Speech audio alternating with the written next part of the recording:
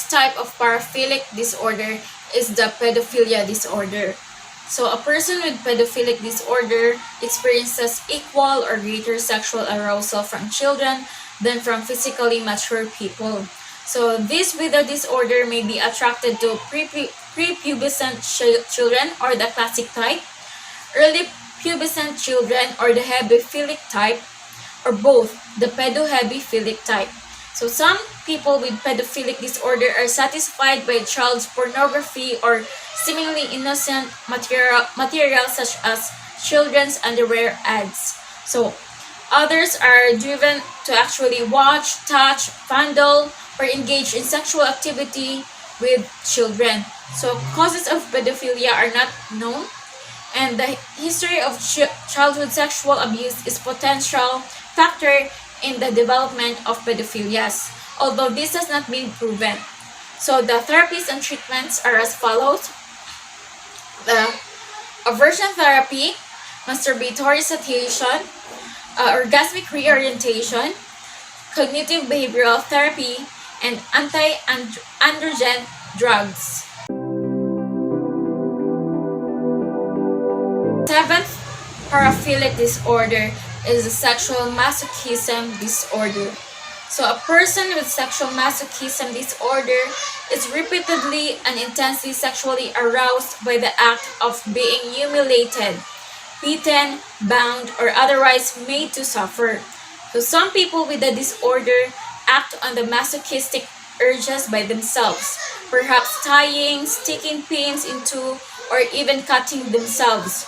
So others have their sexual partners restrain, tie up, blindfold, spank, paddle, whip, beat, electrically shock, pin and pierce, or humiliate them. Hypoxiphilia or asphyxiophilia is a one form of sexual masochism disorder. So people strangle or smother themselves in order to enhance their sexual pleasure. So there have, in fact, been a disturbing number of clinical reports of autoerotic asphyxia, in which people, usually males and as young as 10 years old, may accidentally induce a fatal lack of oxygen by hanging, suffocating, or strangle themselves while masturbating. So, there is no universally accepted theory explaining the root of sexual masochism. So some theories attempt to explain the presence of sexual paraphilias in general. One suggests that paraphilias originate because when inappropriate sexual fantasies are forbidden, they become stronger as they are suppressed. So another theory suggests that sadomasochistic behavior is a form of escape. Through acting out fantasies, these individuals feel new and different. So theories stemming from the psychoanalytic camp suggest that childhood trauma, such as sexual abuse or other significant childhood experiences, can later manifest in a paraphilic disorder.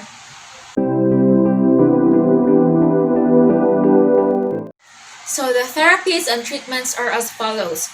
The cognitive behavioral therapy, aversion therapy, and imagery desensitization techniques in which individuals imagine themselves in a situation where they are participating in sexual masochism and then experience a negative event to reduce future desire to participate in that activity again. So the medications are drugs that decreases the level of circulating testosterone. It is to aim to reduce the frequency of erections, and another medications is antidepressants. It is used to reduce sex drive.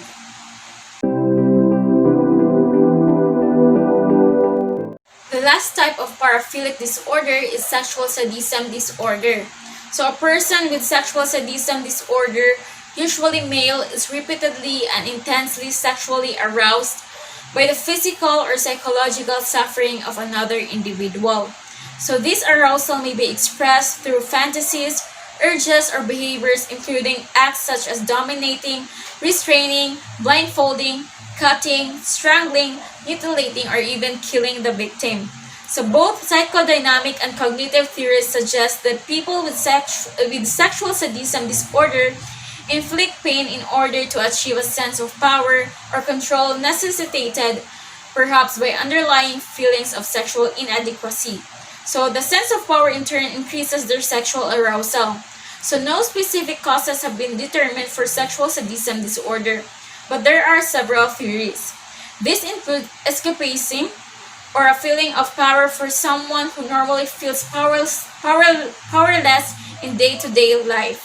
So it also release of suppressed sexual fantasies, then progressive acting out of sadistic sexual fantasies over time.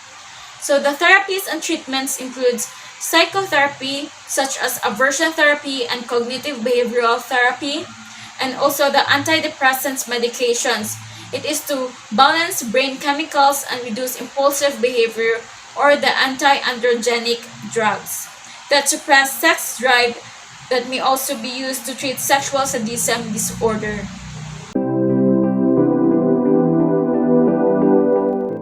Nursing interventions or management. These are the following nursing interventions. First, determine stressors. Help client determine the time dimension associated with the onset of the problem and discuss what was happening in his or her life situation at that time. Second, encourage discussion of disease process.